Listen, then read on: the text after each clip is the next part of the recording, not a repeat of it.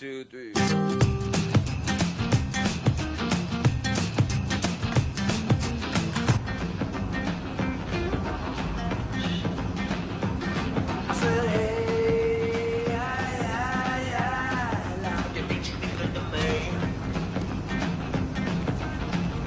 Qu'est-ce que tu fous? Je m'ennuie. Et tu branles les mecs quand tu t'ennuies? Non, seulement toi, chérie. Dans True Blood, il y a beaucoup de sexe. Et pourtant, ce n'est pas le sexe qui va donner les sensations les plus fortes. Oh putain, bébé, arrête-toi!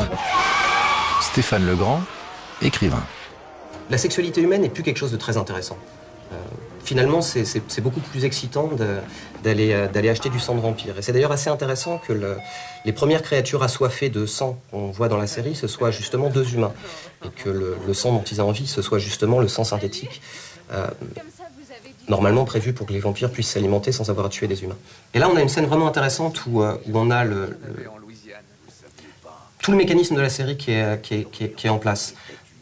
À savoir l'inversion systématique du vrai en faux et du faux en vrai. Le vampire archétypal, ou celui qui ressemble absolument à un vampire, s'avère être un faux vampire et un vrai humain. Allez, con! Le redneck typique de Louisiane s'avère être un faux humain et un vrai vampire. Je vais te baiser. Et ensuite, je vais te sucer. La série est beaucoup plus structurée par ce mécanisme-là de l'inversion systématique des valeurs, de l'inversion du vrai en faux, du retournement du vrai en faux et du faux en vrai. Qui est déjà annoncé dans le titre d'ailleurs. Ouais, C'est True Blood. C'est intéressant parce que True Blood, c'est quoi? C'est très exactement le nom qui est donné à du faux sang. La meilleure manière de caractériser quelque chose qui se distingue du vrai sang, c'est de l'appeler vrai sang. C'est quoi ça? C'est juste une piqûre de moustique. T'as baisé avec un vampire? C'est une société aseptisée, c'est une société ennuyeuse, c'est aussi une société où fondamentalement l'humain est devenu obsolète. J'ai lu dans un bouquin de cul qu'on devrait tous faire l'amour avec un vampire au moins une fois avant de mourir. L'espèce humaine est arrivée d'une certaine manière au terme d'une évolution possible et trouve pas de solution de rechange. Ça m'excite. De toute façon, on n'en meurt pas. Et puis, si on en crève, je m'en fous complètement. L'humanité est pas forcément morte, mais elle est dans une voie de garage.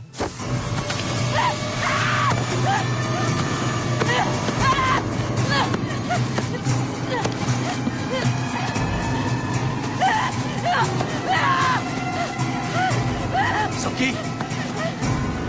La sexualité est très très présente dans la série, mais à la limite, le message de la série, c'est que s'il y a un truc qui est dépassé, s'il y a un truc qui est plus intéressant, s'il y a un truc qui est même plus érotique et qui est profondément ennuyeux, c'est la sexualité entre humains.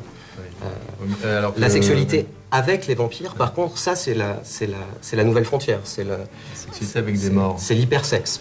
Parce que justement, c'est la sexualité avec des morts. C'est la dernière forme possible d'érotisme parce que le vampire est entièrement opaque.